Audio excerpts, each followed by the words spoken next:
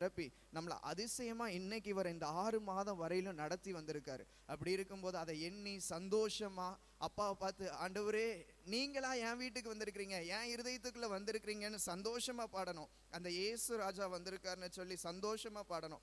இந்த வரியை, பாவம் எல்லாம் போக்கிடுவார், பயங்கள் எல்லாம் நீக்கிடுவார், ஆவியினால் நிரப்பிடுவார், அதிசயம் செய்திடுவார். இதை நல்ல ஒரு விசுவாசத்தோட சந்தோஷத்தோட இன்றைக்கு நீங்களும் புதுசா ஆவிக்குரிய வாழ்க்கையில வந்திருக்கீங்க. ஸோ அந்த ஒரு சந்தோஷத்தோட பாடணும். நல்ல கரங்களை தட்டி உற்சாகமா பாடுங்க. ஆமென்.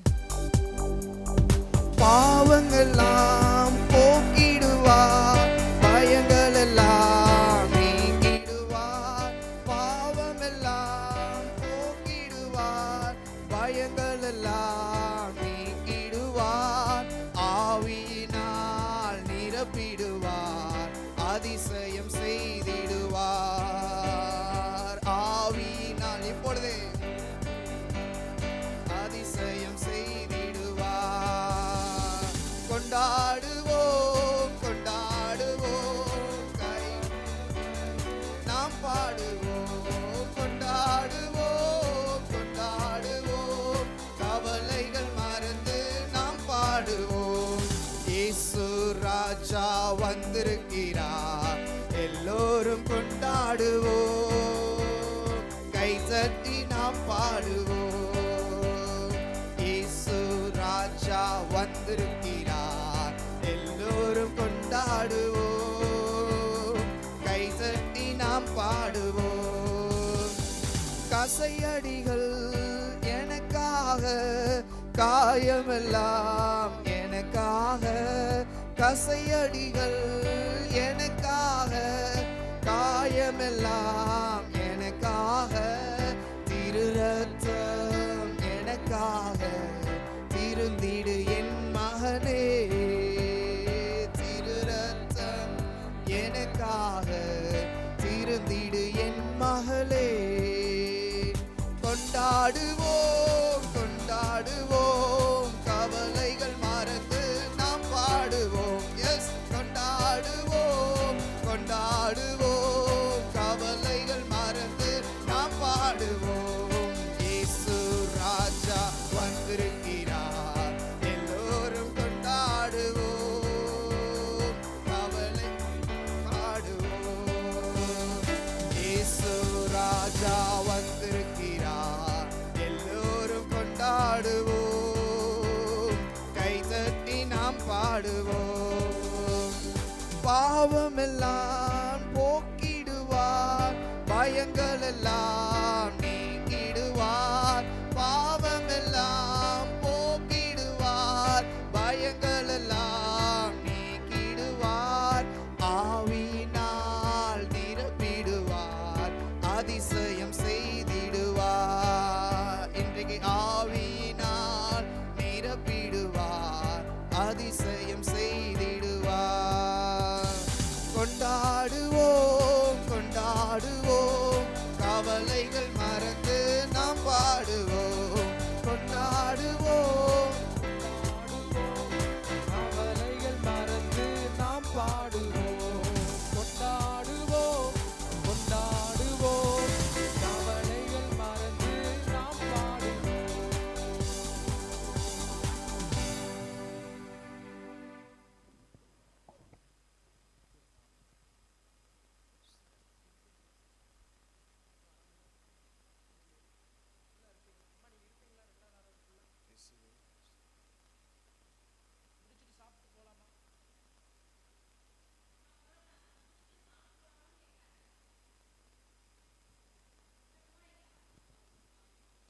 சரி, நீங்கள் இருங்க.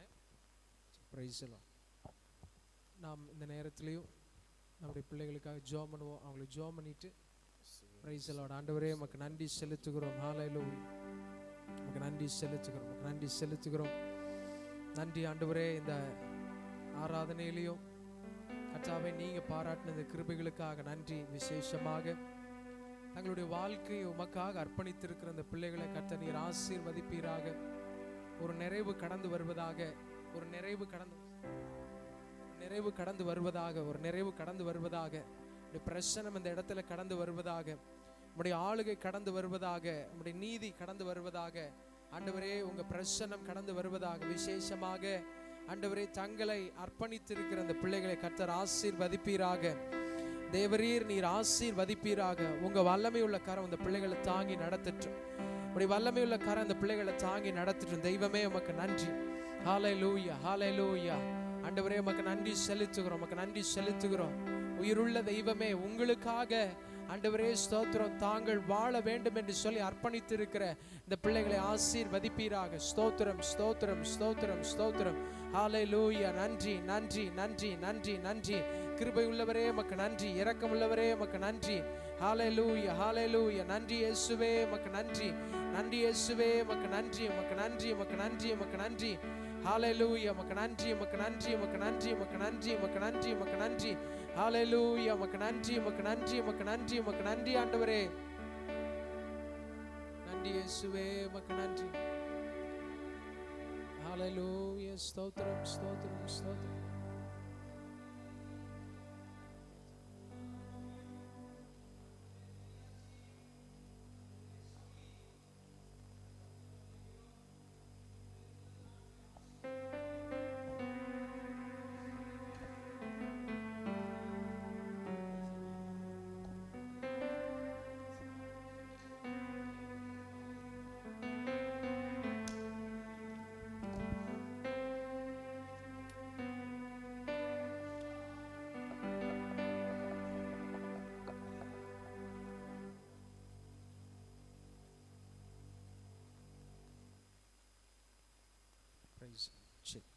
நம்ம சேர்ந்து ஒரு சில பாடல்களை பாடி நம்ம ஆராதிப்போம். இன்னைக்கு காலையில் பாடின பாட்டு, என் கண்மலையானவர் துதிக்கப்படுவீராக, என் ரட்சிப்பின் தேவன் உயர்த்தப்படுவீராக, நீரே என் கண்மலை, என் கோட்டை, என் ரட்சகர், என் தேவன். அந்த பாடல் நாம் சேர்ந்து கைகளை தட்டி உற்சாகமாய் பாடுவோம்.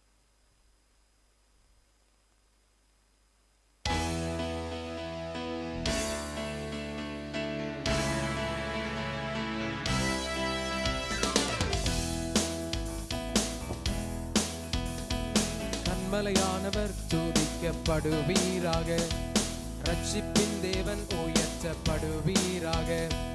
கண்மலையானவர் துதிக்கப்படுவீராக, ரட்சிப்பின் தேவன் உயர்த்தப்படுவீராக. நீரே என் கண்மலை, என் கோட்டை, என் ரட்சகர், என் தேவன்.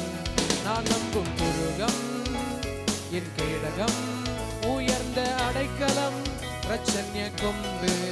நீரே என் கண்மலை, என் கோட்டை, என் ரட்சகர், என் தேவன். நான் நம்பும் முருகன், என் கேடகம், அடைக்கலம், ரட்சண்ய கொம்பு.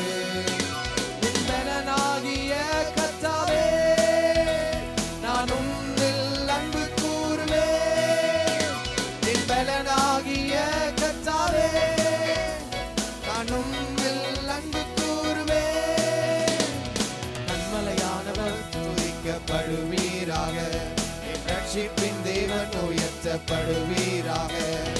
கண்மலையானவர் துதிக்கப்படுவீராக, என் ரட்சிப்பின் தேவன் உயர்த்தப்படுவீராக. ஆபத்து நாளில் எதிரிட்டு வந்தார்கள், கர்த்தர் ஆதரவாயிருந்தீர். ஆபத்து நாளில் எதிரிட்டு வந்தார்கள், கர்த்தர் ஆதரவாயிருந்தீர். விசாலமான இடத்திலே என்னை கொண்டு வந்து நீர் தப்புவித்தீர். விசாலமான இடத்திலே என்னை கொண்டு வந்து நீர் தப்புவித்தீர். என் பலனாகிய கர்த்தாவே, நான் உம்மில் அன்பு கூறுவேன். என் பலனாகிய கர்த்தாவே, நான் உம்மில் அன்பு கூறுவேன்.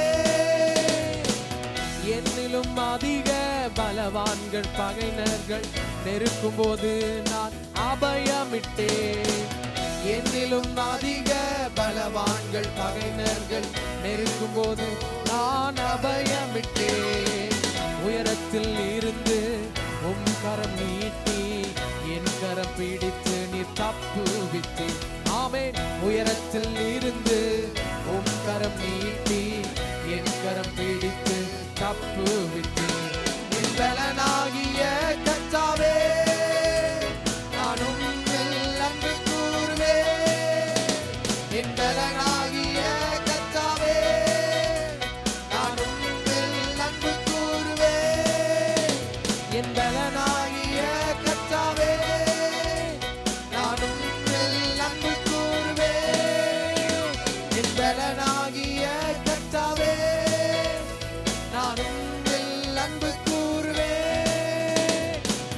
கண்மலையானவர் துதிக்கப்படுவீராக. என் ரட்சிப்பின் தேவன் உயர்த்தப்படுவீராக.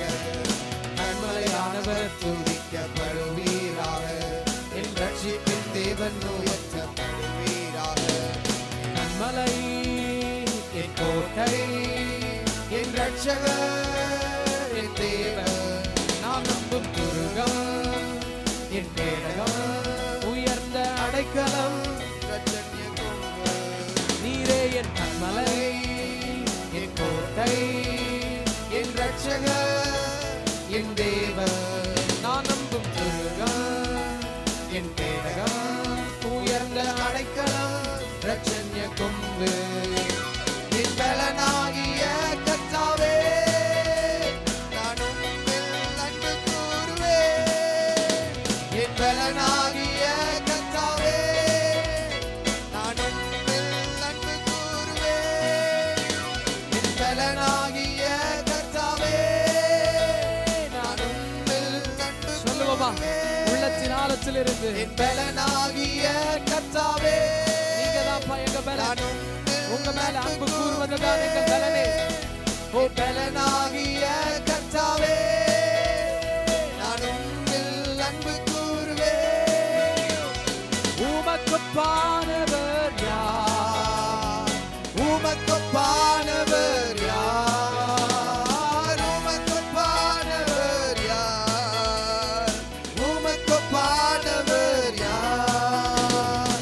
வானத்திலும் பூமியிலும் உமக்கொப்பானவர் யார்? அல்லேலூயா. வானத்திலும் பூமியிலும் உமக்கொப்பானவர் யார்? சத்தத்தை உயர்த்தி உமக்கு.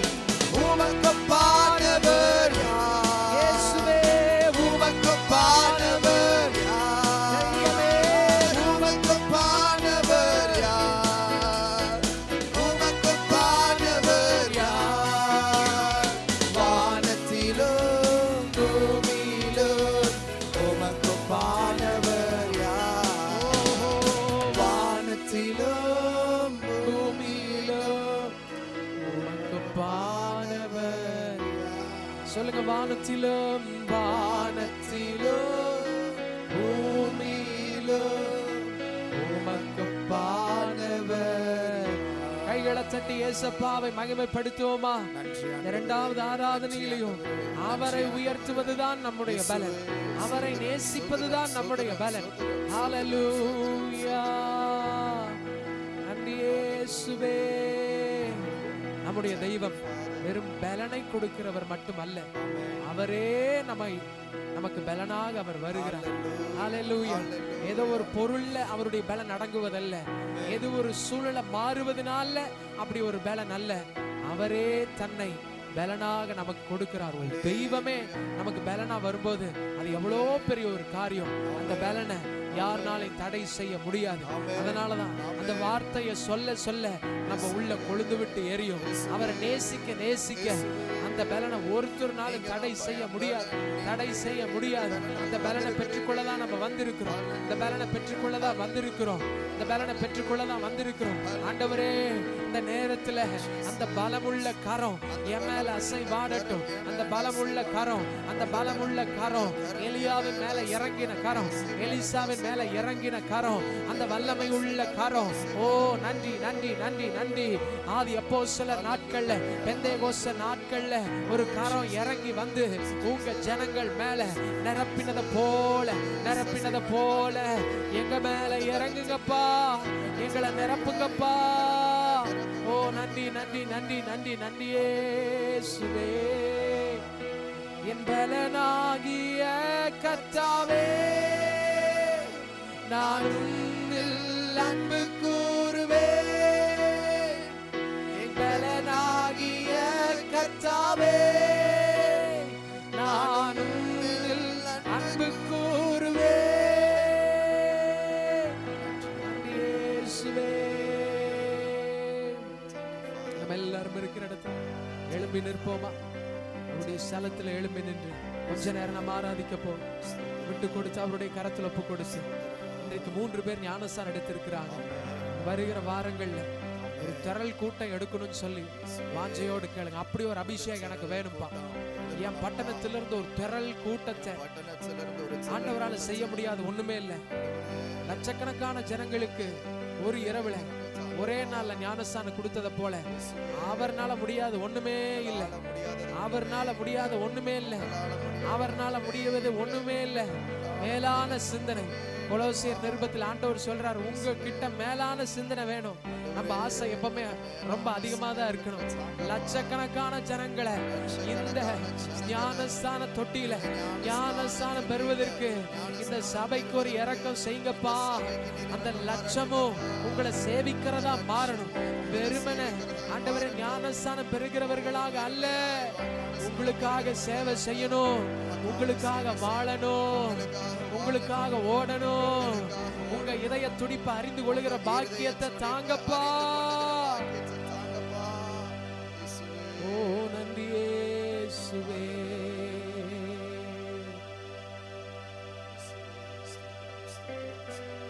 அல்லேலூயா ஓசன்னா. அல்லேலூயா ஓசன்னா.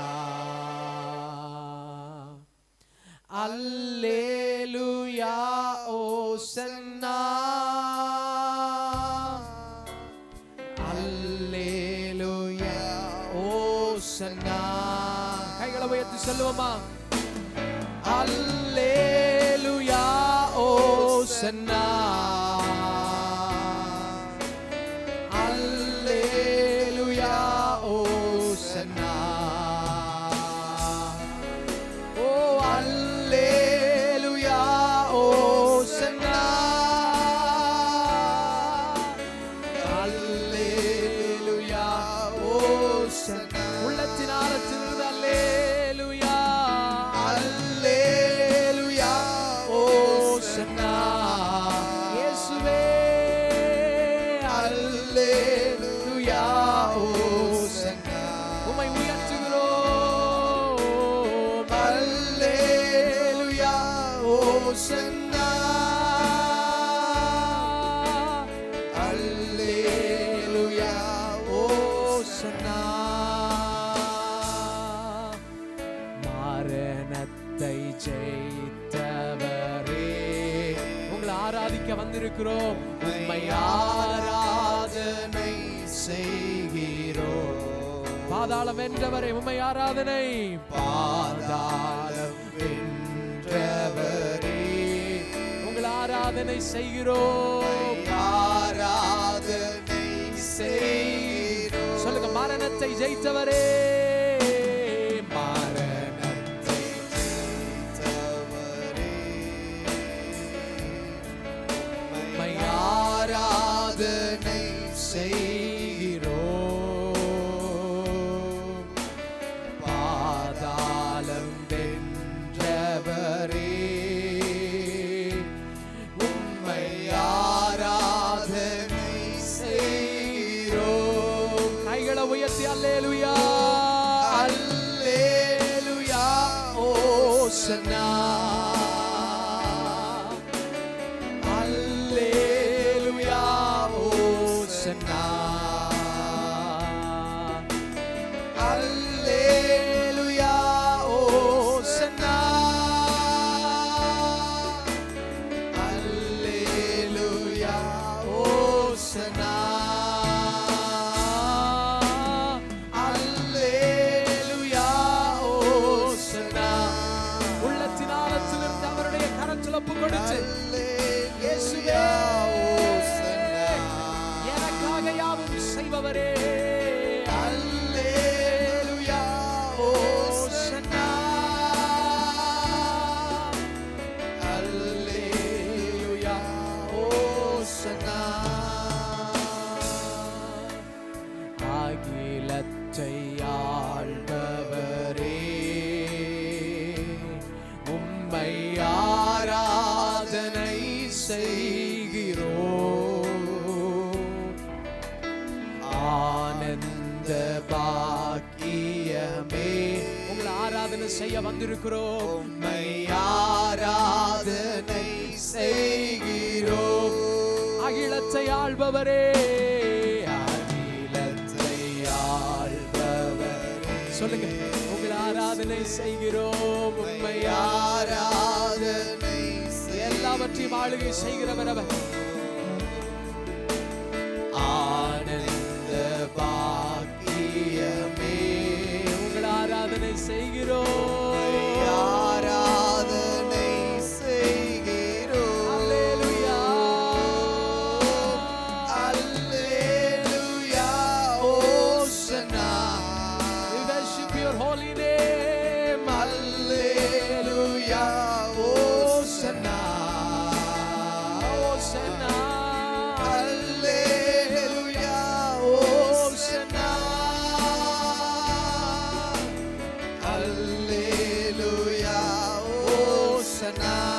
உள்ளத்தின் ஆழத்திலிருந்து அல்லேலூயா. அல்லேலூயா, ஓசன்னா. Oh, we welcome you, Holy Spirit. அல்லேலூயா, ஓசன்னா. அல்லேலூயா, ஓசன்னா. அல்லேலூயா, ஓசன்னா. எங்கள் மத்தியில் உலாவிடும், எங்கள் மத்தியில் உலாவிடும், எங்களோடென்றும் வாசம் இது உங்க ஜெபமா மாறட்டும். இந்த செய்யும். காலை நேரத்தில் அப்பா, எங்கள் மத்தியில் அந்நிய கிரியைகள் அல்ல, அசுத்தாவிகள் அல்ல, பலவீனங்கள் அல்ல, உங்க பிரசன்னத்தினால வாசம் நிரப்புங்கப்பா. செய்யும். எங்கள் மத்தியில், எங்கள் மத்தியில் உலாவிடும், எங்களோடென்றும் வாசம் செய்யும். சொல்லுங்க, எங்கள் மத்தியில், எங்கள் மத்தியில் உலாவிடும், எங்களோடென்றும் வாசம் செய்யும். உமக்கு சிங்காசனம் அமைத்திட உம்மை துதிக்கிறோம் இயேசுவே. பரிசுத்த அலங்காரத்துடனே உம்மை தொழுகிறோம், உம்மை தொழுகிறோம் இயேசுவே. நல்ல கைகளை தட்டி இயேசப்பாவுக்கு அந்த மகிமையை செலுத்துவோமா? நல்ல கைகளை தட்டி ஹalleluya. நன்றி இயேசுவே, நன்றி இயேசுவே, நன்றி இயேசுவே. உம்மை துதிப்பதினால் ஆண்டவரே ஒரு சிங்காசனத்தை எங்களுடைய வாழ்க்கையில ஏற்படுத்துகிறோம். அது உமக்கான சிங்காசனம், நீர் அசைவாடுகிற சிங்காசனம், நீர் வீற்றிருக்கிற சிங்காசனம். ஹalleluya.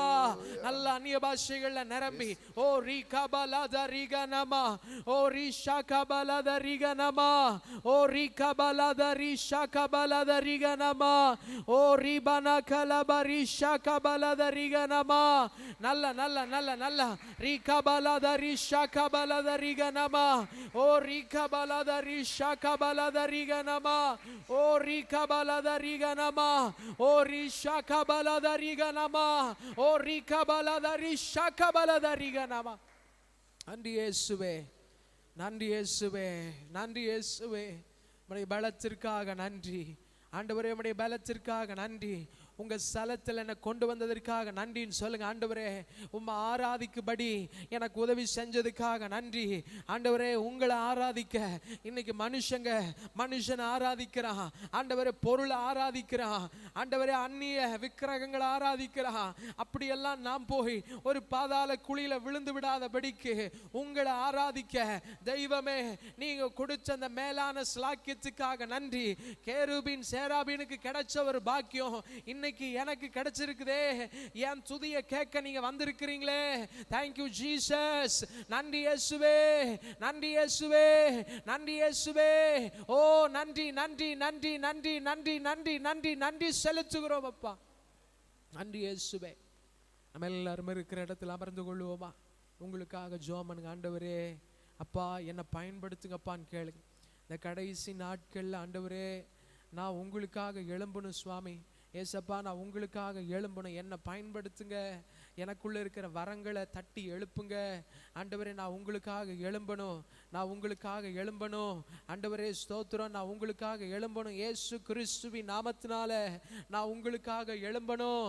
ராஜாதி ராஜா, தேவாதி தேவா, நான் உங்களுக்காக எழும்பணும். இயேசுவின் நாமத்தினால ஆண்டவரே நான் உங்களுக்காக எழும்பணும். ஆண்டவரே என் குடும்பத்துக்கு நடுவுல எழும்பணும், என் பிரச்சனைகளுக்கு நடுவுல நான் எழும்பணும்.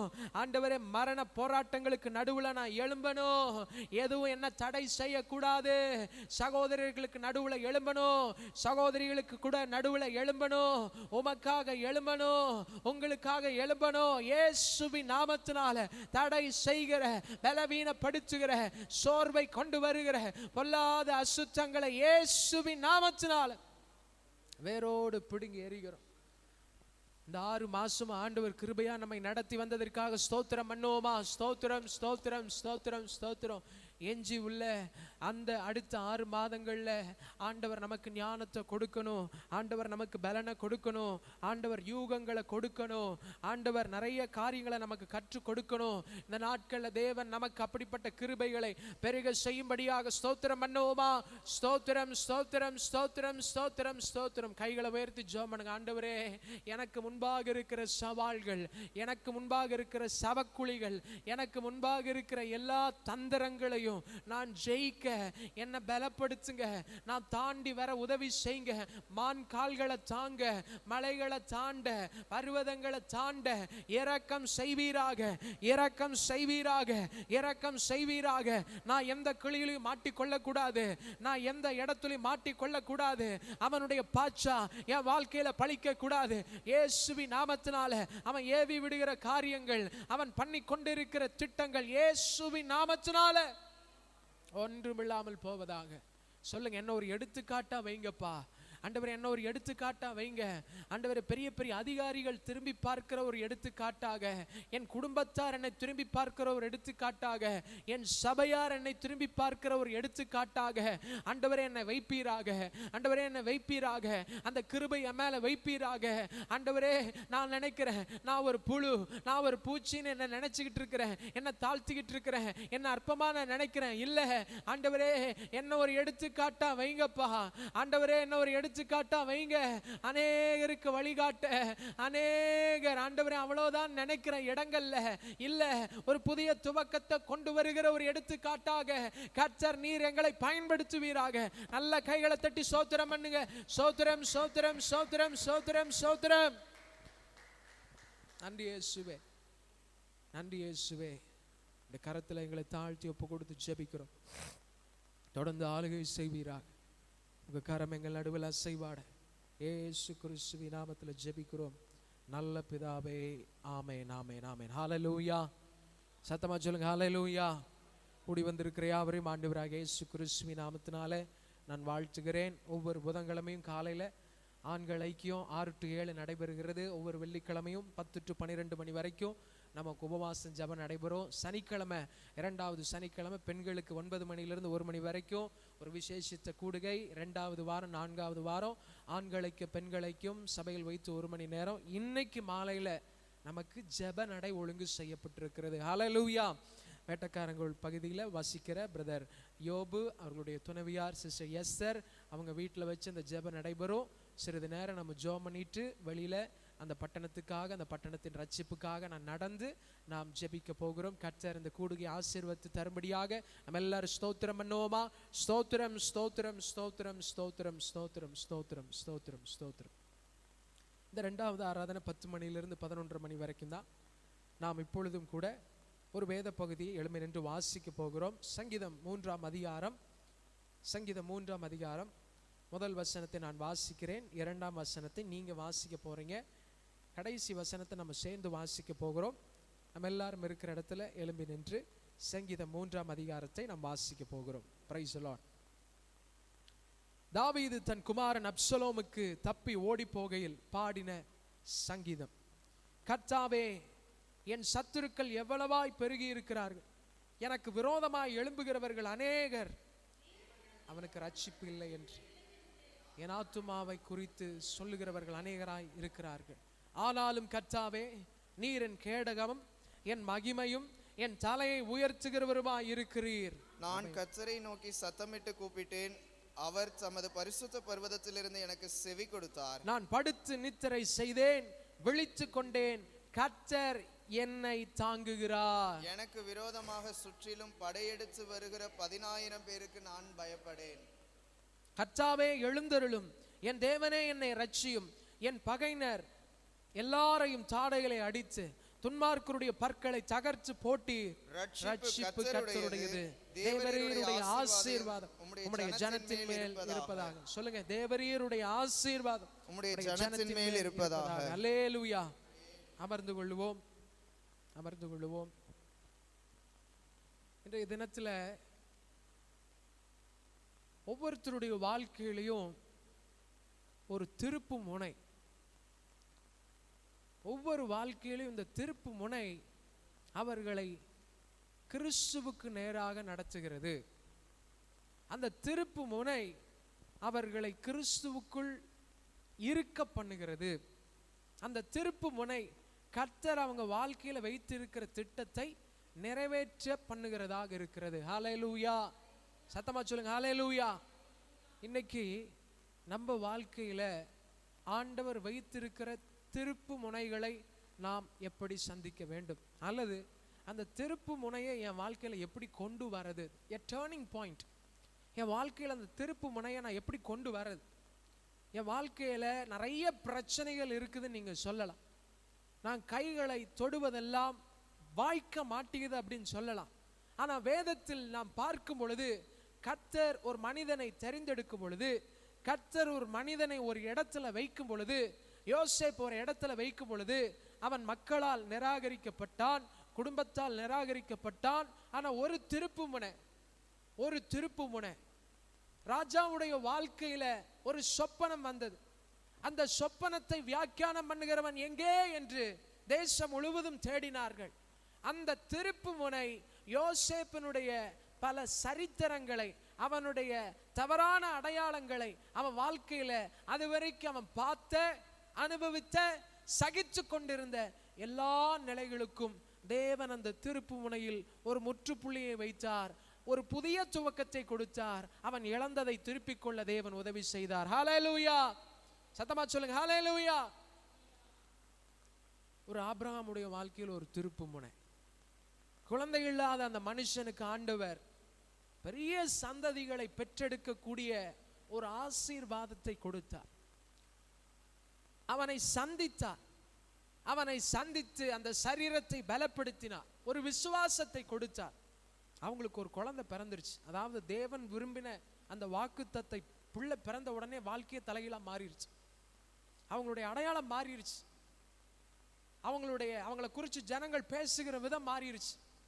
இன்னைக்கு அவங்கள நம்ம தியானிக்கிற விதம் அது அந்த திருப்பு முனையில் அடங்கி இருக்கிறது. ஹல்லேலூயா.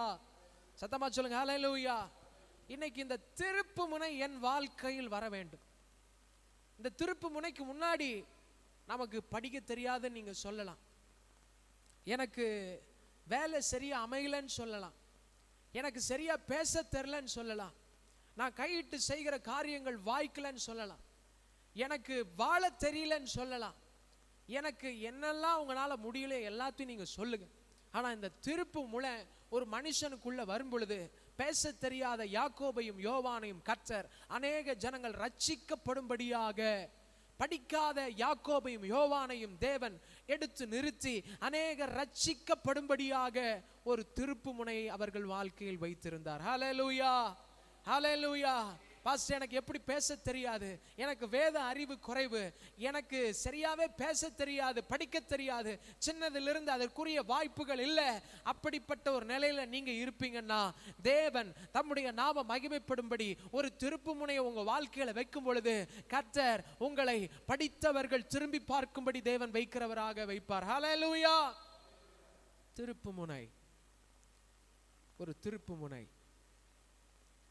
என் வாழ்க்கையில ஃபைனான்ஸ்ல ஒரு திருப்பு முனை வேணும். பல கடன் பிரச்சனை, எல்லா இடத்துலையும் பார்க்குற இடத்துல எல்லாம் கடன், வெளியில தலை காட்ட முடியாத ஒரு நிலைமை. ஒரு வரி வசூலிப்பவனை பார்த்து ஜனங்கள் ஏளனமாய் பேசுகிறார்கள். அந்த ஜனங்களுக்கு நடுவில் அவனுக்கு ஒரு சரியான மதிப்பில்லை, அந்தஸ்து இல்லை. அவனை ஒரு தவறான ஒரு பேசும் பொருளாக சகேயு ஜனங்களுடைய உள்ளத்தில் இருந்தான். அவனை பார்த்தாவே எவனும் மதிக்க மாட்டான், அவனை வெறுத்தாங்க, சாபமிட்டார்கள். ஆனால் என்னைக்கு இயேசுவை சகேயு சந்திச்சானோ அவனுக்குள்ள ஒரு ஆசை அந்த இயேசுவை சந்திப்பதற்கு நேராக கொண்டு சென்றது. அவனுடைய வாழ்க்கை தலைகீழாக மாறிச்சு.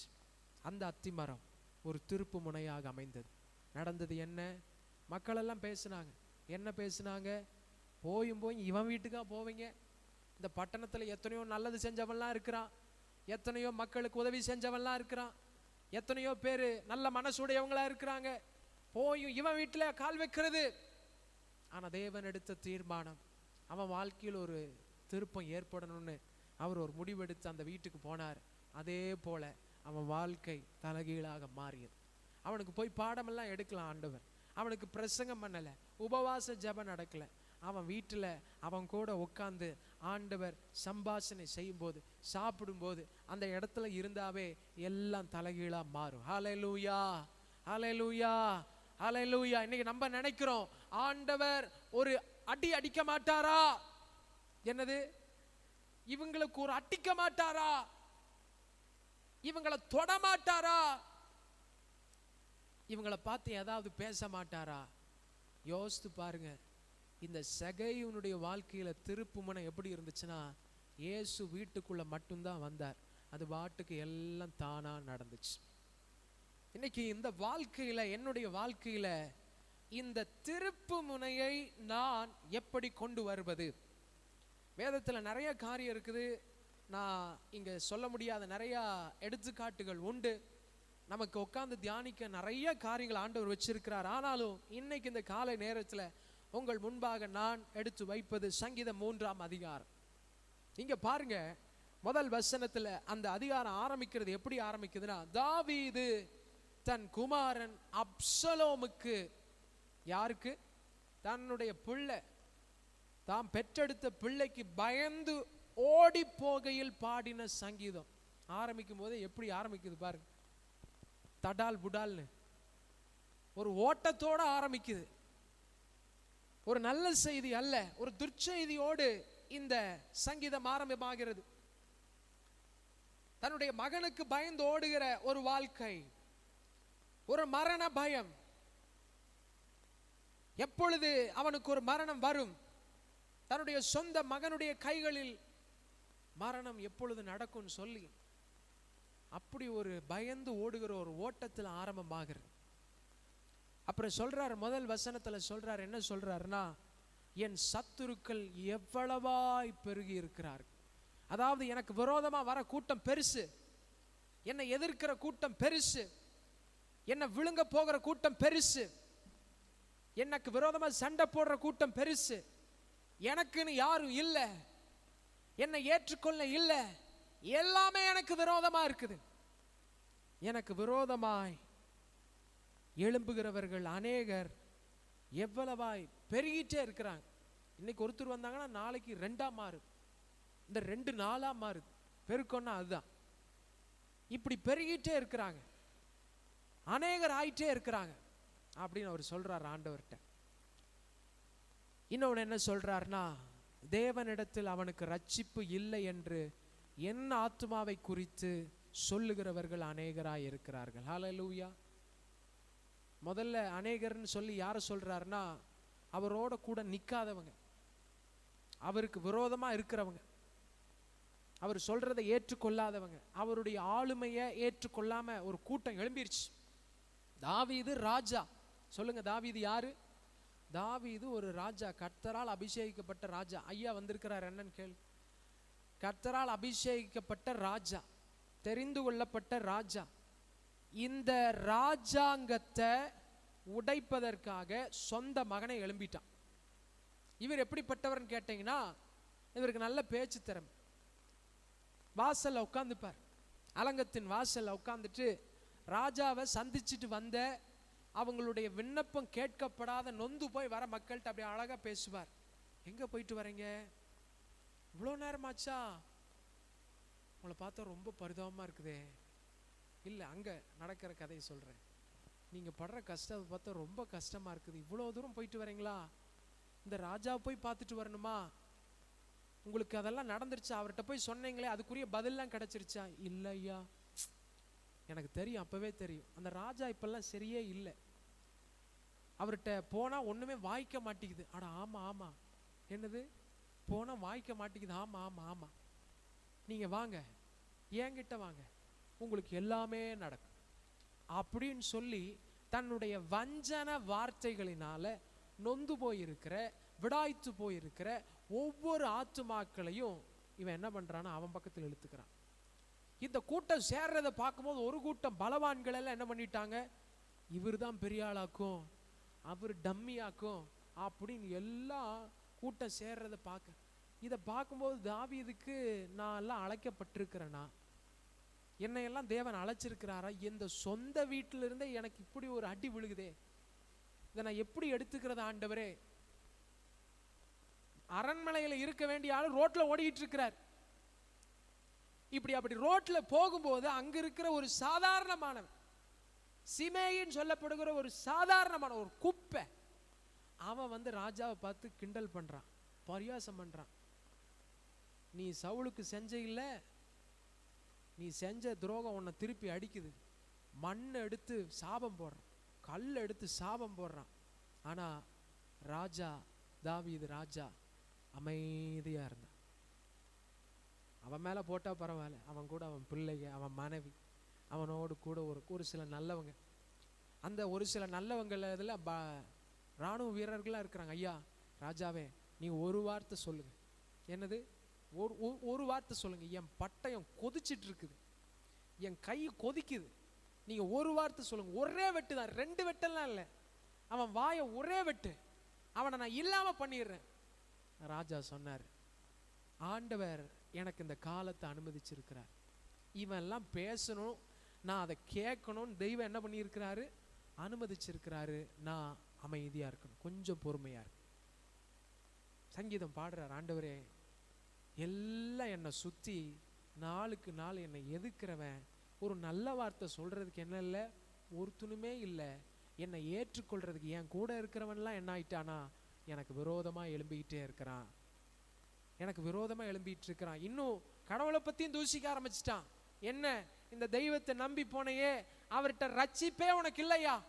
2வது வசனத்துல சொல்றான், என்ன சொல்றான், தேவனிடத்துல உனக்கு ரட்சிப்பு இல்லை அப்படின்னா என்ன அர்த்தம், தேவனவே குறை சொல்றாங்க.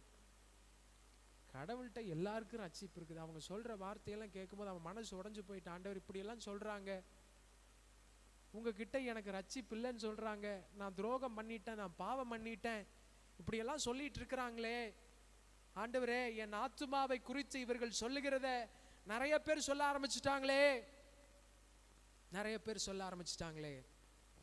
இன்னைக்கு இந்த தாவீதை போல நம்ம வாழ்க்கை இருக்கலாம்.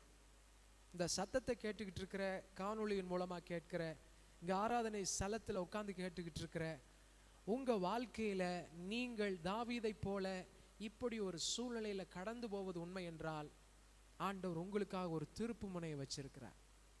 ஆண்டவரே எனக்கு ஒரு ஆதரவு இல்லை, என்னை ஏற்றுக்கொள்ள ஒரு நபரும் இல்லை, இன்னும் சொல்ல போனா எதிர்க்கிற கூட்டம் பெருகிட்டே இருக்குது, எனக்கு விரோதமா பேசுகிற கூட்டம், சரி என்னதான் பேசினா பரவாயில்ல, உங்களையும் பேச ஆரம்பிச்சுட்டாங்க, இந்த கோயிலுக்கு போய் என்ன கண்ட, இந்த ரட்சிப்பை பார்த்து நீ என்னத்தை சம்பாதித்தாய், நீ ஜெபம் பண்ணி என்னத்தை சம்பாதிச்ச, இப்படி உங்களை குறிச்சு, சபையை குறிச்சு, நான் பண்ற ஜெபத்தை குறிச்சு, என் கையில் இருக்கிற வேதத்தை குறிச்சு பேசுகிறவர்கள் அநேகராய் இருக்கிறார்கள். இப்படி இந்த 2 வசனத்துல அவர் சொல்லிட்டு அவர் சொல்றாரு, என்ன சொல்றாருன்னா, ஆனாலும் கர்த்தாவே, சொல்லுங்க, ஆனாலும் கர்த்தாவே, சத்தமா சொல்லுங்க, ஆனாலும் கர்த்தாவே நீர் என் கேடகமும் என் மகிமையும் என் தலையை உயர்த்துகிறவருமாய் இருக்கிறீர். ஹல்லேலூயா, ஹல்லேலூயா, சத்தமா சொல்லுங்க, ஹல்லேலூயா. என் கூட ஒரு கூட்டம் இல்லை, அந்த கூட்டம் இருந்தாதான் என் தலை உயரணுங்கிறது இல்லை, நான் நினைச்சது நடந்தா நல்லா இருக்கும், அது நடந்தா என் தலை உயருங்கிறது இல்லை, நான் நம்புற மனுஷன் அவங்க சொல்ற வார்த்தைகள் அல்ல, அவங்க கூட வந்து நிற்பதல்ல என் தலை உயர்வு. என்னுடைய தலை உயர்வு நான் ஆராதிக்கிற என் தெய்வத்தின் இடத்தில் இருக்கிறது. ஹல்லேலூயா, ஹல்லேலூயா. உங்க வாழ்க்கையில நீங்க ஆராதிக்கிற தெய்வத்தை எவ்வண்ணம் நேசிக்கிறீர்கள், அந்த தெய்வம் உங்க வாழ்க்கையில எப்படியெல்லாம் நிறைஞ்சிருக்கிறாரோ அதை பொறுத்து தான் இந்த சூழ்நிலையில ஒரு திருப்பு முனையை உங்களால கொண்டு வர முடியும். இங்க பாத்தீங்கன்னா அவருக்கு பெரிய பிரச்சனை தான், எல்லாம் இருந்துச்சு தான், சொந்த வீட்டில இருந்தே பிரச்சனை தான், பயங்கரமான போராட்டம் தான். ஆனா அவருக்குள்ள இருக்கிற ஒரு விசுவாசம், என் தேவன் எனக்கு கேடயமாக இருக்கிறார், என் தேவன் எனக்கு மகிமையாக இருக்கிறார், என் தேவன் என் தலை உயர்த்துகிறவராக இருக்கிறார். நபர் அல்ல, பொருள் அல்ல, சூழ்நிலை அல்ல, இதெல்லாம் மாறினா என் தலை உயர்ந்துடும் அல்ல. அது மாறுதோ மாறலையோ, என் தேவன் என் கூட இருக்கும்போது என் தலை உயர்த்தப்படும். ஹல்லேலூயா. சத்தமா சொல்லுங்க ஹல்லேலூயா. நல்லா சொல்லுங்க ஹல்லேலூயா. கேடகமா இருக்கிறார். இந்த உலகத்தை உருவாக்கின தேவன், இந்த உலகத்தை இன்ச் பை இன்ச்சா எல்லாத்தையும் யோசித்து உருவாக்கின தேவன் சொல்றாரு, நான் உனக்கு கேடகமாக இருக்கிறேன். எப்படி இருக்கிறாரு? கேடகம்னா ஒரு பாதுகாப்பு, கேடகம்னா ஒரு பாதுகாப்பு. இந்த கேடகம் யுத்தத்தில் எப்படி பயன்படுகிறதுன்னு கேட்டீங்கன்னா, அந்த போர் வீரனை முழுசும் அது மறைச்சு, எதிரியினுடைய ஆயுதங்கள், அவங்க எரிகிற வில்லா இருக்கலாம், அந்த அம்பா இருக்கலாம், அந்த ஈட்டியா இருக்கலாம், இந்த கேடயம் ஒருத்தர்கிட்ட இருக்கும்போது அவங்களால என்ன பண்ண முடியும்னா அதை எதிர்த்து நிற்க முடியும். இன்னைக்கு மனுஷர்களுடைய வார்த்தைகள், அவங்க செய்கிற அந்த அநியாயங்கள், அவங்க செய்கிற அருவருப்புகள், ஏவி விடுகிற ஏவல்கள், பில்லி சூனியங்கள், மாந்திரீகங்கள், இதெல்லாம் ஒரு மனுஷனை என்ன பண்ணிடுதுன்னு கேட்டீங்கன்னா, எழும்ப முடியாதபடிக்கு, முன்னேறி செல்ல முடியாதபடிக்கு தடையா நின்று. நம்ம கையில இந்த கேடயமாகிய அவருடைய வார்த்தை, கேடயமாகிய அவருடைய வார்த்தை. எபேசியர் 6ஆம் அதிகாரத்துக்கு நேராக உங்க பார்வையை திருப்புங்க.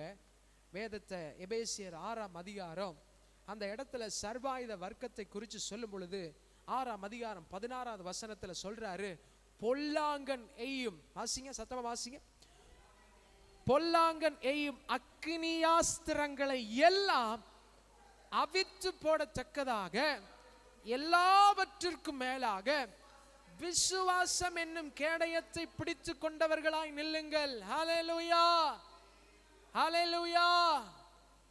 எப்படிப்பட்ட கேடயம் இது? முதல்ல சொல்றார் பாருங்க, பொல்லாங்கன் எய்யும் எல்லாத்தையும் ஒண்ணுமில்லாமாக்கி. ஆண்டவர் உங்க கையில கொடுத்திருக்கிற இந்த கேடயம் அவ்வளவு பவர்ஃபுல், அவ்வளவு வல்லமை உள்ளது. அவர் சொல்றாரு, உன் கையில் இருக்கிறது சாதாரண ஆயுதம் அல்ல. என்னது? சாதாரண ஆயுதம் அல்ல. இது எவ்வளோ பெரிய அக்கினி ஆஸ்திரங்களாக இருந்தாலும் சரி, அல்லது உனக்கு தெரியாம சைடு டாப்புன்னு சொல்லி எந்த வழியில வந்தாலும் சரி, இது உன் கையில இருக்கும்போது ஒன்னுத்தையும் விடாது, எல்லாத்தையும் அவித்து போடும். ஹல்லேலூயா, ஹல்லேலூயா. சரி, காலையில முழிச்சிருக்கிறீங்க, உங்க எதிரியா உங்க கண்ணால பாக்குறீங்க. நைட்டு பார்க்க முடியுமா? அவன் இப்படி செய்யறான் பாஸ்டர், அவன் அப்படி செய்யறான் பாஸ்டர் அப்படின்னு சரி உங்க கண்ணு பாக்குது. கண்ணு பார்க்கறதுனால உங்களால முடிஞ்ச காரியத்தை செய்றீங்க. ராத்திரி நேரம் அல்லது எவ்வளோ நேரம் தான் முழிச்சிட்டு இருப்பீங்க? அவங்க இப்படி பேசுறாங்க, அவங்க இப்படி செய்யறாங்க, அவங்க அப்படி பண்றாங்க. எவ்வளோ நேரம் முழிச்சிட்டு இருக்க முடியும்? ஆண்டவர் கொடுக்குற ஆயுதம் என்னன்னா, நான் தூங்குனாலும் என் தெய்வன் எனக்காக தூங்குவதில்லை. அவர் என்னை பாதுகாக்க அவர் உறங்காமல் அவர் இருக்கிறார். இதுதான் அந்த விசுவாசம் என்னும் கேடயம்.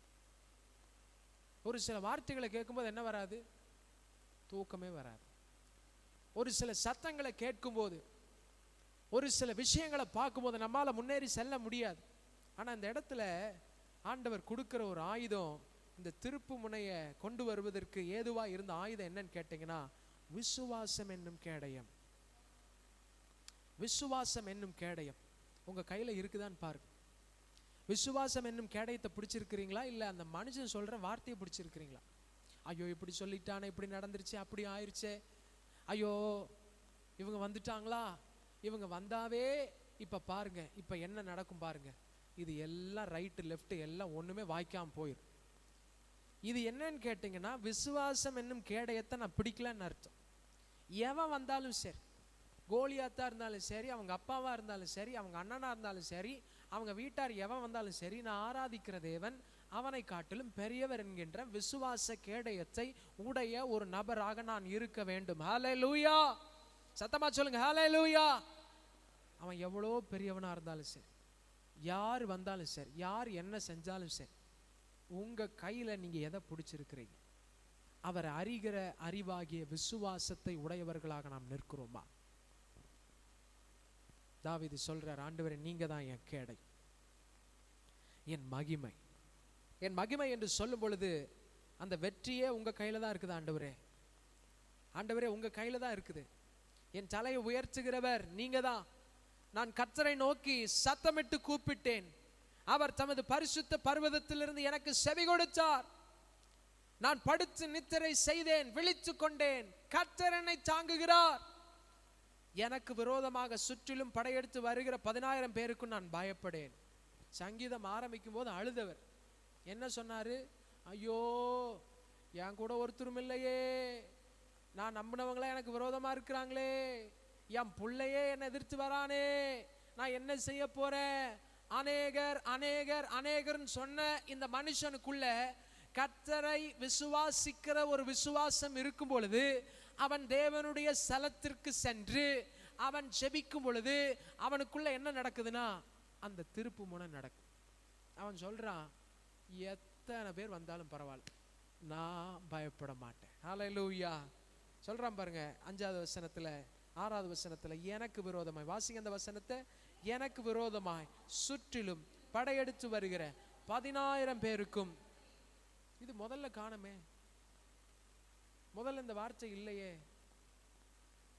அவரை அறிகிற அறிவினால உங்க வார்த்தை நிரப்பப்பட. பிரச்சனையை பேசுறதை விட தெய்வத்தை குறித்து பேசுகிற வார்த்தைகள் அதிகமாகும். நீங்க யார்கிட்ட போய் உட்கார்ந்தாலும் உங்க தெய்வத்தை பத்தி பேசிக்கிட்டே இருங்க. நீங்க உங்க வீட்டில் இருக்கும்போது உங்க தெய்வத்தை பத்தி, இயேசுவை பத்தி பேசிக்கிட்டே இருங்க, அவரை பற்றி நினச்சிக்கிட்டே இருங்க. இப்படி ஒரு மனுஷனுக்குள்ள நீங்க ஒரு யோசனையும் ஒரு பேச்சும் ஒரு நடைமுறையும் வரும்போது அவன் வாழ்க்கையில் அந்த திருப்பு முனை வரும். அவன் வாழ்க்கை எவ்வளோ மோசமான சாக்கடையா இருந்தாலும் பரவாயில்ல, தேவன் அதை ஒரு ராஜ மாளிகை போல மாற்ற வல்லமை உள்ளவர். ஹல்லேலூயா, ஹல்லேலூயா.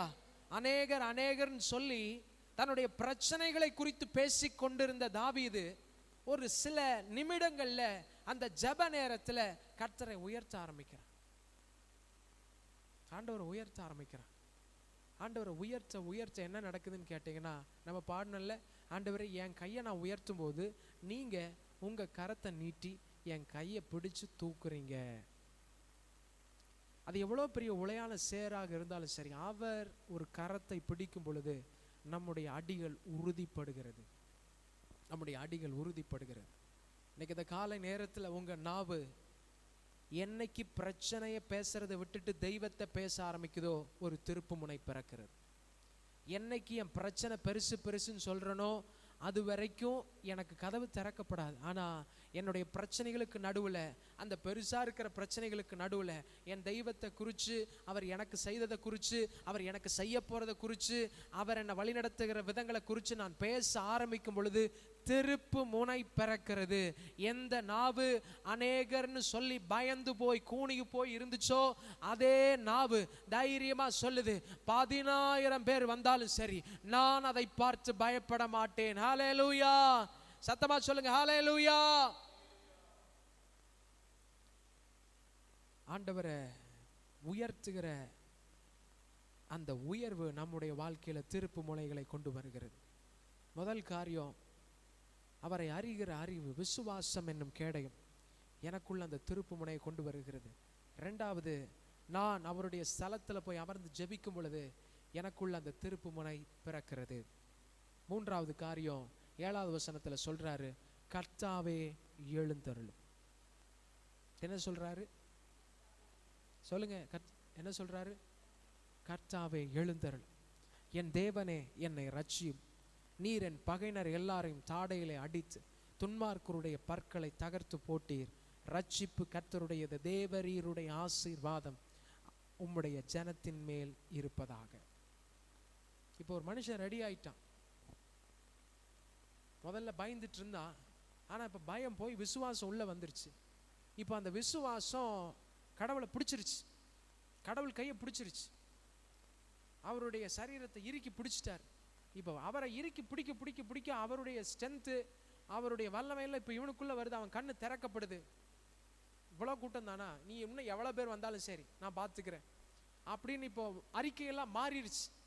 இப்போ அறிக்கையெல்லாம் மாறின உடனே இப்போ அவருடைய ஆசை என்னன்னா, ஆண்டவரே நான் எந்திரிச்சிட்டேன், இப்போ நீங்க எந்திரிங்க நான் ஆண்டவர்கிட்ட கேட்குறேன். ஒரு சில நேரம் நம்ம எந்திரிச்சு நம்மளுக்குள்ள விசுவாசம் வந்து நம்ம என்ன பண்றோம்னா, நம்ம போய் சண்டை போட்டால் காரியம் மாறிடும்னு சொல்லி நம்ம என்ன பண்றோம், நம்ம எடுத்து யுத்தத்தை செய்யணும்னு நம்ம நினைக்கிறோம். ஆனா இவன் எந்திரிச்சு தேவனுடைய சமூகத்தில் நின்று அவன் என்ன சொல்றான்னா, நான் எந்திரிச்சிட்டேன், இப்ப நீங்க எந்திரிங்க, நீங்க எந்திரிச்சீங்கன்னா என்ன நடக்கும்னு மோசே சொல்றாரு. எகிப்து தேசத்திலிருந்து ஆண்டவர் இஸ்ரவேல் ஜனங்களை வெளியே கொண்டு வரார். அந்த வனாந்தர பாதையில அவ்வளோ லட்சக்கணக்கான ஜனங்களை வழிநடத்த ஒரு மனுஷன்தான். அந்த ஒரு மனுஷனுடைய ஜெபம் என்னவா இருக்கும்னா, எப்படி ஜெபம் பண்ணுவாங்கன்னா, ஆண்டவரே எழுந்தருளுவீராக, என் சத்துருக்கள் சிதறடிக்கப்படுவார்களா, எங்களுக்கு விரோதமா இருக்கிறவங்க எல்லாம் ஓடி போகணும், நாங்க வண்டியை ஸ்டார்ட் பண்ண போறோம், நாங்க இந்த பாதையில போக போறோம், நீங்க எங்களுக்கு முன்னாடி எந்திரிச்சு போகணும், கர்த்தாவே எழுந்தருளுவீராக. தாவீது சொல்றாரு, இந்த மோசேவை எழுப்பி விட்டு நீங்க அவங்களுக்கு முன்னாடி எந்திரிச்சு அழகா நடந்து போகும்போது எதிரிகளெல்லாம் அப்படி சிதறடிச்சு ஓடினாங்கல்ல, நீங்க அந்த ஜனங்களை வழி நடத்தி வந்த அந்த ஜனங்கள்லாம் கேட்கும்போது பயந்து நடுங்கினாங்கல்ல, அந்த மாதிரி இப்ப நான் எந்திரிச்சிட்டேன், நீங்க எந்திரிங்க எனக்காக. நமக்குள்ள ஒரு விசுவாசம் வந்தோடனே நம்ம என்ன பண்ணிடுவோம்னா, நம்மளே எல்லாம் செஞ்சு முடிச்சிடலாம், தைரியம் வந்துருச்சு அப்படின்னு என்ன பண்ணிடுவோம், சுவிசேஷத்தை சொல்ல ஆரம்பிப்போம், திருத்த ஆரம்பிப்போம், டேய் இப்படிதான் அப்படின்னு சொல்லி சத்தம் போட ஆரம்பிப்போம். ஒன்றும் ஒர்க் அவுட் ஆகாது. உங்களை எழுப்பின ஆண்டவர் உங்களுக்காக எந்திரிச்சு நிற்கணும். அவர் எந்திரிச்சு நின்றுட்டார்னா எதிரிகள் சிதறுண்டு போவார்கள். நம்ம நினைக்கிறோம் அந்த மனுஷன்தான் எதிரி, நம்ம நினைக்கிறோம் அந்த மனுஷன் எதிரி அல்ல. அவனுக்குள்ள இருந்து கிரியை செய்கிற அந்தகார வல்லமைகள், நம்முடைய கணவனுக்குள்ள இருந்து கிரியை செய்கிற அந்தகார வல்லமை, மனைவிக்குள்ள இருந்து கிரியை செய்கிற அந்தகார வல்லமை, பிள்ளைகளுக்குள்ள இருந்து கிரியை செய்கிற துரைத்தனங்கள், அதிகாரங்கள், இது என்னுடைய மாம்ச பலத்தினால் அல்ல, என்னை எழுப்பின ஆண்டவர் எனக்காக எந்திரிக்கும் போது, அவர் எந்திரிச்சு நிற்கும் பொழுது என் கண்களுக்கு தெரியாமல் இருக்கிற, என்னுடைய யோசனைகளுக்கு அப்பாற்பட்டு இருக்கிற, மறைமுகமாக கிரியை செய்து கொண்டிருக்கிற எல்லா கட்டுகளும் இயேசுவின் நாமத்தினால சிதறடிக்கப்படும். அவர் எந்திரிச்சா போதும். நான் என்னை எழுப்பின ஆண்டவர் எனக்காக எந்திரிச்சு பக்கத்தில் நிற்கும் போது என்ன நடக்கும்னு கேட்டீங்கன்னா, எதிரிகள் சிதறடிக்கப்படுவார்கள். இதைத்தான் தாவீது கேட்கிறார். எனக்கு அநேக சமயம் திருப்பு முனையினுடைய கடைசி பிரின்சிபலை மறந்துடுவோம். முதல்ல ஆண்டவரே நீங்க தான்ப்பா அப்படின்னு சொல்லி விசுவாசம் இருக்கும், ஜெபம் இருக்கும்.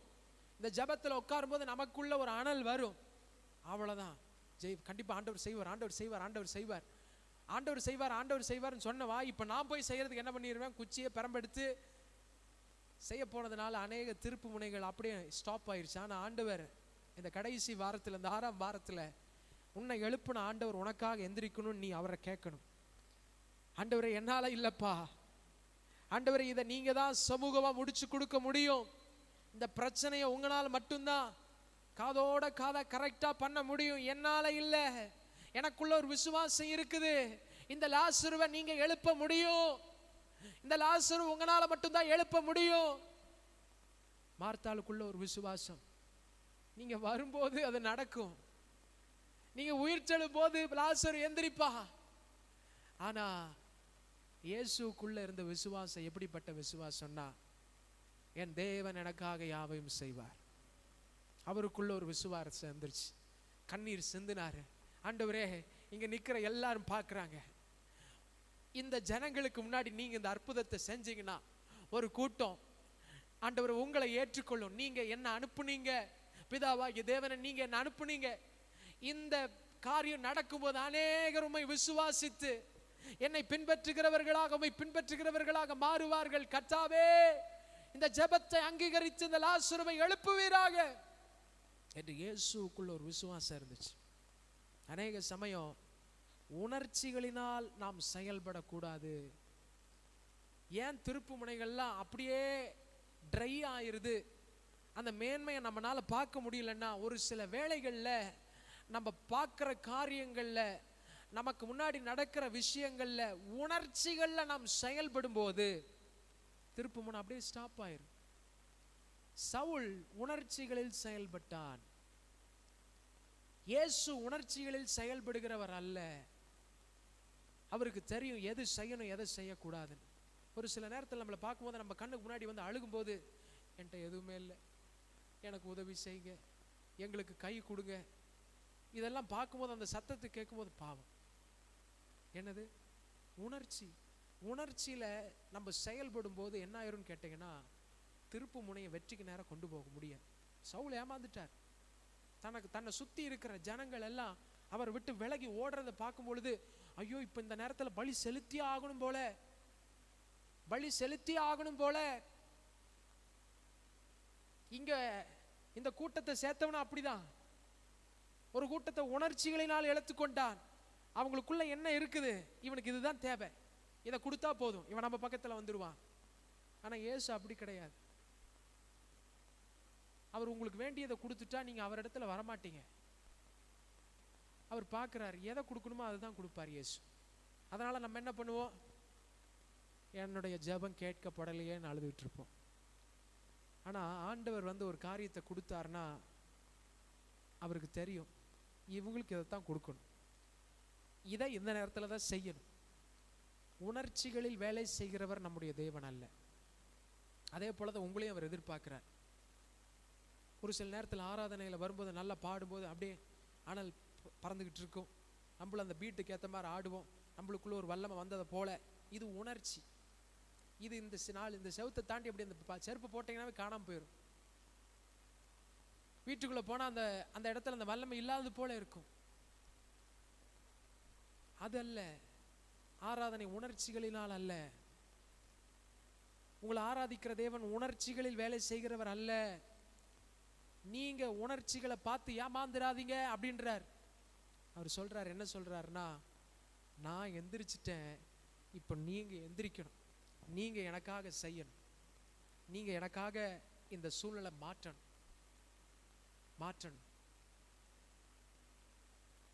அவனுக்காக ஆண்டவர் அந்த யுத்தத்தை சுமூகமா முடிச்சு கொடுத்தார். யாரெல்லாம் இந்த தாவீதுக்கு விரோதமா எழும்பினாங்களோ இந்த இடத்துல அவனுடைய மகன் அப்சலோம் எழும்பினான். வெட்டிட்டார். அப்பானால வெட்ட முடியாது, ஐயோ என் பிள்ளைய வெட்டாதீங்கன்னு தான் அப்பா சொன்னார். ஆனா அவன் ஒரு தேச துரோகியா இருந்ததுனால அவனை கரெக்டா கையாளணும். ஆனா அவனே போய் ஒரு மரத்துல மாட்டி சிக்கிட்டான். யோவாப் அவனை வெட்டிட்டாரு. அந்த செய்தியை வந்து சொல்லும் போது தகப்பனால தாங்க முடியல. அது தாவீதின் மேல விழுந்த ஒரு சாபம். ஏன்னா ஆல்ரெடி ஒரு தடவை உணர்ச்சி வசப்பட்டு ஒரு இச்சையில விழுந்துட்டார். அதனாலதான் ஆண்டவர் சொல்றார், உணர்ச்சிகளில் நான் இடைபடுகிற தேவன் அல்ல. அவருக்குள்ள ஒரு அந்த இச்சை அவரை இழுத்துட்டு போய் அந்த பாவத்தை செய்ய தூண்டிருச்சு. பத்சேபாளோடு பிரவேசித்து அவனுடைய கணவரை கொலை செய்து அதுக்கு கிடைச்ச பரிசு தான், நீ ஒண்ணுக்கு ஈடா 4 இழந்து போயிருவேன். 4 பிள்ளைகள் உன் வாழ்க்கையில் என்ன பண்ண போறாங்க, அது அவரே அவர் வாயில சொல்லிட்டார். அந்த குழந்தை பத்சேபாள் இடத்துல பிறக்கிற அந்த முதல் குழந்தை, அதுக்காக இந்த தாவீது போய் அழுது ஜெபம் பண்றார், ஆண்டவரே இந்த குழந்தைக்கு உயிர் கொடுத்துருங்கப்பா. அப்போ அந்த இடத்துல பார்த்தீங்கன்னா அவ்வளவு போராடி ஜெபம் பண்ணதை எல்லா ஜனங்களும் பார்க்குறாங்க. இந்த குழந்தை செத்து போச்சுன்னா இந்த செய்தியை போய் தாவீது ராஜாட்ட எப்படி சொல்றது, எப்படி போய் இந்த செய்தியை சொல்றது, செத்துருச்சே அப்படின்னு மக்கள் பேசிட்டு இருந்தது அவர் காதுக்கு வந்துருச்சு. அது கேட்டுருச்சு. இப்போ அவர் ஜெபத்தை விட்டுட்டு உபவாசத்தை விட்டு எழும்பி வந்துட்டார். என்னடா கொஞ்ச நேரத்துக்கு முன்னாடி தான் இரவு பகல உட்காந்து போராடி ஜெபம் பண்ணிட்டு இருந்தீங்க, ராஜாவே என்னாச்சு? அப்போ அவர் சொல்றாரு, என்ன சொல்றாருன்னா, குழந்தை செத்து போச்சு, இப்போ நான் என்ன பண்ண முடியாது, அது மரித்து போனதை எழுப்பி கொண்டு வர முடியாது, நீ நான் தான் பரலோகத்துக்கு போய் அதை பார்க்கணும். இதுதான் உணர்ச்சிகளில் அடங்காத ஒரு காரியம். அந்த இடத்துல அந்த உணர்வு இருந்துச்சுன்னா, அந்த உணர்ச்சி இருந்துச்சுன்னா அந்த மனுஷன் எழும்பி இருக்க முடியாது. ஆண்டவர் நம்ம அவரோடு இணைக்கப்படும் பொழுது, அவர் பேசுறத நம்ம காதுகள் தெளிவாக கேட்கும் பொழுது, நம்ம இப்படிப்பட்ட உணர்ச்சிகளில் அடங்காமல் அவருடைய உணர்வுகளில் நாம் செயல்படுவதற்கு தேவன் நம்மை இரக்கம் செய்கிறவராக இருக்கிறார். கண்களை மூடி ஜோமனோமா இருக்கிற இடத்துல உங்கள் வாழ்க்கையில் ஒரு திருப்புமுனை உண்டாக வேண்டும் என்றால், உங்கள் சூழ்நிலையை மாறி உங்கள் தலைகளெல்லாம் உயர்த்தப்படணும்னு ஆசைப்பட்டீங்கன்னா, விசுவாச அறிக்கைகள், ஆண்டவரை பற்றின வார்த்தைகள் அதிகமாக பேசுங்க. உங்கள் பிரச்சனை அதிகமாக பேசுங்க. ஐயோ இப்படி ஆயிடுச்சே, அப்படி நடந்துருச்சேன்னு சொல்லி அதை அதிகமாக பேசாமல் தேவனை உயர்த்துங்க. உங்கள் நாவல தேவனை உயர்த்துங்க. அந்த தேவனை உயர்த்துங்க. உங்கள் ஜெப நேரத்தை அதிகப்படுத்துங்க. உங்கள் கையில் விசுவாசம் என்னும் கேடயம் இருக்குதா, அல்லது அந்த மனுஷன் பேசுகிற வார்த்தை இருதயத்தில் பிடிச்சிருக்கிறீங்களா? விசுவாசம் என்னும் கேடயத்தை பிடித்திருக்கிறவர்களாக இருந்தீர்கள் என்றால், பொல்லாங்க நெய்யும் சகல அக்கினியாஸ்திரங்களை அவித்து போடத்தக்கதாக எல்லாத்தையும் அவிச்சு போடும். அதனால தடை செய்ய முடியாது, இவ்வளவுதான் அப்படிங்கிறதெல்லாம் இல்லை. ஒரு உலக பிரகாரமான ஒரு ராஜா, ஒரு அரசர், ஒரு பெரிய பதவியில் இருக்கிறவங்க அவங்களுடைய உடையில அந்த புல்லட் ப்ரூஃப் அப்படின்னு சொல்லப்படுகிற அந்த ட்ரெஸ்ஸை உடுத்தி இருப்பாங்க. ஆனா அந்த உடையை பார்க்கிலும் இந்த விசுவாசம் என்னும் கேடயத்தை நீங்க பிடிச்சிருக்கும் போது, உங்களை எதிர்த்து வருகிற எந்த ஆயுதமும் உங்களை சேதப்படுத்த முடியாது. ஒன்றும் பண்ண முடியாது. அவர் விட மாட்டார். அது மேற்கொள்வதற்கு இடம் கொடுக்க மாட்டார். அதுதான் அந்த வல்லமை. இதை கையில் பிடிச்சுக்கோங்க. விசுவாச அறிக்கைகளை செய்யுங்க. அவரை உயர்த்துங்க. பிரச்சனை இல்லை, நல்லா ஜெபம் பண்ணுங்க. இந்த ஜெபத்தில் போய் அவரை உயர்த்துங்க. இந்த ஜெப நேரம் உங்களுக்குள்ள இருக்கிற எண்ணங்களை மாற்றணும். நீங்க தைரியமா சொல்லணும். எதை ஃபேஸ் பண்ண முடியலன்னு நினைச்சீங்களோ அதை ஃபேஸ் பண்றதுக்கு உங்களுக்கு ஆண்டவர் பலன் தருவார். அப்படி ஃபேஸ் பண்ண முடியறதுனால நீங்க தான் எல்லாம் செய்யணுங்கிறது இல்லை. உங்களை எழுப்பின ஆண்டவர் உங்களுக்காக எந்திரிக்கணும். நீங்க கதறணும், ஆண்டவரை எனக்காக எந்திரிங்க. இஸ்ரவேல் ஜனங்கள் எப்படி சொன்னாங்களோ, கர்த்தாவை எழுந்தருளுவீராக, சத்துருக்கள் மடங்கடிக்கப்படும்படி, சிதறி போகும்படி, உமக்கு விரோதமாக இருக்கிறவர்கள், உம்மை விரோதிக்கிறவர்கள் ஓடி போகும்படி செய்வீராக. அந்த வழி நடத்துதல் நமக்கு வேணும்.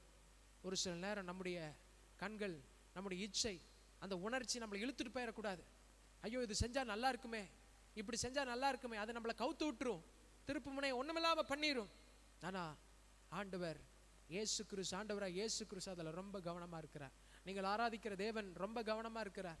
அவருக்கு தெரியும் நீங்க எந்த நோக்கத்தோடு உள்ள வரீங்க. நீங்க ஆசைப்படுறதை கொடுத்துட்டா அது எந்த அளவுக்கு உங்க வாழ்க்கையை பாதிப்புக்குள்ள ஆக்கும்.